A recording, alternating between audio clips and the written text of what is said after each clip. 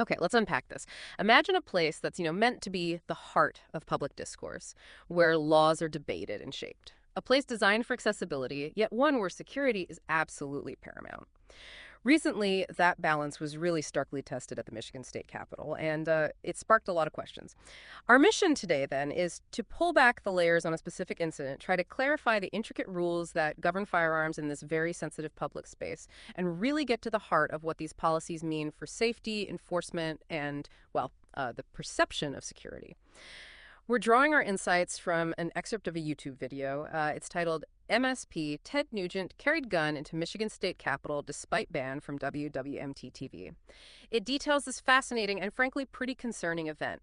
The incident involves none other than the well-known singer-songwriter Ted Nugent. At 76, Mr. Nugent was there to speak before a Joint Committee on Accountability for the Michigan DNR Department of Natural Resources when he reportedly entered the Capitol building with a weapon. It's a situation that immediately put a spotlight on security protocols, in a place that's constantly trying to balance public access with vital safety measures. Right. And what's truly fascinating here, and what immediately raised eyebrows, is that the official report stated the weapon initially went completely undetected. Undetected. Wow. Well, initially missed, perhaps is better phrasing. This, as you can imagine, prompted immediate questions about the integrity of the security protocols themselves. Representative Lori Pahutsky, a state lawmaker, was one of those who expressed her shock upon seeing the firearm. What's important to understand is that her concern, as she emphasized, had nothing to do with celebrity involvement. Right. Not about who it was. Exactly. Yeah. But purely with the fundamental question. How did anyone, get through security with a firearm when there are supposed to be clear prohibitions? This incident really put the spotlight on the practical application of security measures in a highly visible building. And her concerns weren't just about this single event, were they? No, not at all. She clearly articulated, and I'm quoting her directly here, folks who come to visit the Capitol should be safe. People who work in the Capitol should be safe, particularly with what's been happening recently. That statement alone tells you how deeply this resonated, connecting it to a broader, ongoing sense of unease, and a general call for better security. Definitely. And delving into the specifics of how this happened, the Michigan State Police, or MSP report, provides some crucial details. It indicates that the weapons detection system did actually alert a trooper about a possible weapon when Mr. Nugent entered on the Capitol's north side. Okay, so the system did work. It seems so, yes. The technology itself performed its function. However, the critical detail and where the momentary lapse occurred is that the trooper didn't see or register the alert until after Mr. Nugent had already passed through the initial screening area. Okay, so after he was already past the checkpoint. Exactly. So this wasn't a systemic failure of the technology, but rather, as the report suggests, a human element oversight. It really underscores the complex interplay between, advanced detection systems and the constant vigilance required from the personnel operating them. Yeah, that makes sense. Okay. Even a brief moment. A brief moment of distraction or delayed reaction can have significant implications in a high-stakes environment like a Capitol building. So if the system did alert that there was that human lapse, it immediately brings to mind the policies themselves. What are the actual rules supposed to be? Because these aren't new regulations, right? That's absolutely right. They're not new. The Michigan State Capitol Commission has had specific bans in place for a few years now, and they've sort of evolved over time in response to various events and concerns.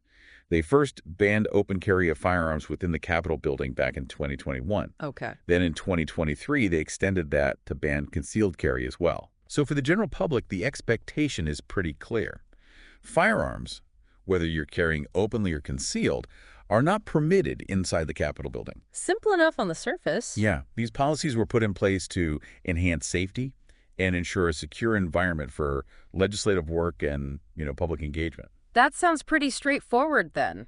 No guns allowed, full stop. But like with many policies, are there any exceptions to this ban? Or is it a blanket prohibition for everyone? This is where the policy truly gets nuanced, and it's a crucial distinction. It's something that, frankly, a lot of people outside of firearm policy circles might not grasp immediately. Okay. While the general rule is indeed no firearms, the source clearly states there are specific exceptions. The policy makes explicit allowances for, and this is key, Capitol security and state lawmakers with concealed carry permits. Okay. So security personnel and state lawmakers with permits. Exactly. And this is a critical point. It's not simply a matter of having a general concealed pistol license, or CPL, which many citizens might possess. Right, like you or I might have one, potentially. Precisely. A regular citizen with a valid CPL, even if they've gone through all required training and background checks, is not authorized to carry in the Capitol under this policy. That's a really important clarification. It really is. The exception is specifically for those directly involved in maintaining security, like the state police officers assigned there, or for elected state lawmakers themselves, provided they also hold a CPL.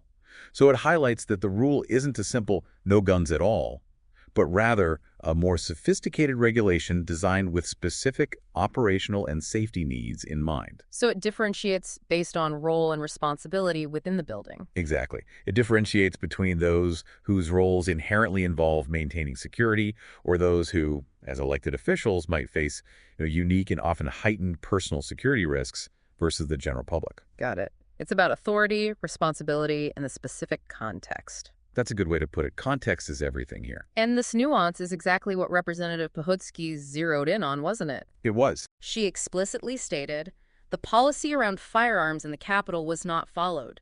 It just so happened that the person it was not followed for and the person that was empowered to bring a firearm into the Capitol was Ted Nugent. Which reinforces the point that Nugent, as a private citizen just there for a committee meeting, he didn't fall under those authorized exceptions. Correct. He wasn't Capitol security, nor was he a state lawmaker with a CPL. The rules in this instance seem quite clear on paper. The issue, as we discussed, was that momentary lapse in applying them. Right. And following the incident, the state police later communicated the existing policy to Mr. Nugent, and he reportedly complied. That's an important step in the immediate resolution. Okay, so he was informed and complied afterwards. Yes. However, this incident really brings to light the ongoing challenge of enforcement. While Representative Pahutsky expressed gratitude that the policy was communicated, she also conveyed a strong feeling that there needed to be consequences beyond just compliance. Understandable. It reflects a broader desire for accountability, not just for the individual involved, but for the system itself. It underscores a fundamental truth about policy, doesn't it? Yeah. No matter how well-intended or clearly defined a rule is, it's only as effective as its consistent and rigorous enforcement. True. The public, and certainly those who work daily within these spaces, they expect and rely on that consistency for their safety and peace of mind. That desire for accountability definitely ties into a deeper, more profound concern she shared later, didn't it? It certainly seems to. When asked if she still felt safe going to work every day, Representative Pahutsky's response was incredibly stark. She said, I haven't felt safe going to work in about 5 years. No one listens to elected officials about the danger that we are in until one of us dies. Wow, that's heavy. It really is an incredibly powerful statement. It paints a vivid picture of the perceived vulnerability in these public spaces, particularly for those who serve there.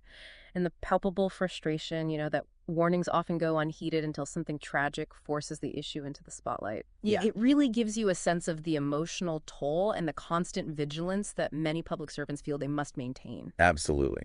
So what we've really explored today, it isn't just about a single incident involving a well-known personality. No, it goes deeper. Much deeper. It's about the very specific and nuanced rules surrounding firearms in a sensitive government building like the Michigan State Capitol. We've seen how those rules are meticulously designed, not as a blanket prohibition, but with these critical exceptions for specific roles.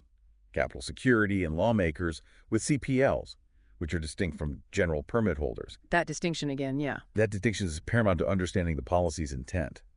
And we've also delved into the challenges of ensuring these clear policies are consistently followed for everyone else, and the broader, deeply personal concerns about safety expressed by those who work daily in these public spaces. Right. The incident with Ted Nugent really served as a stark reminder of these layers: policy, enforcement, and that ever-present human element in security. This brings us to a really compelling question, I think. One that this incident forces us to confront.